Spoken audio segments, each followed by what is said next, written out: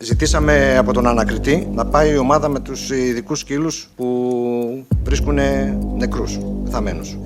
Η ομάδα πήγε μετά από 10 μήνες και ενώ είχε ζητήσει η ομάδα αυτή να πάει από την πρώτη στιγμή, είχε στείλει σε όλους τους αρμόδιους φορείς email και δεν τους απαντήσανε ποτέ να βοηθήσει στις έρευνες. Χωρίς αμοιβή. Πήγαν 10 μήνες μετά από δικιά μας απέτηση στον ανακριτή και βρέθηκαν μπροστά από τα παιδιά μας προσωπικά αντικείμενα που βλέπετε στις φωτογραφίες, το πόδι του μηχανοδηγού και το μαύρο κουτί. Και όλο αυτό βγήκε ο Άριος Πάγος και μας είπε μια Κυριακή πρωί ότι δεν βρέθηκε τίποτα. Εντάξει, πώς κάνετε έτσι, κάποια μικρά υπολείμματα. Τα υπολείμματα των παιδιών μας είναι μικρά υπολείμματα για αυτούς. Δεν είναι τίποτα. Ούτε και το μαύρο κουτί δεν είναι τίποτα. 10 μήνες μετά που πέφτει αεροπλάνο στον Ειρηνικό στα 5.000 μέτρα κάτω από τη θάλασσα και τον βρίσκουν την επόμενη μέρα. Και αυτοί εδώ οι εγκληματίες 10 μήνες ήταν το μαύρο κουτί της εμπορικής εκεί. Είναι ότι βρέθηκε το κηλικείο άτυχο. Ένα κομμάτι του κηλικείου που ήταν η ταμιακή μηχανή του υπαλλήλου που δούλευε στο μοιραίο βαγόνι, στο κηλικείο.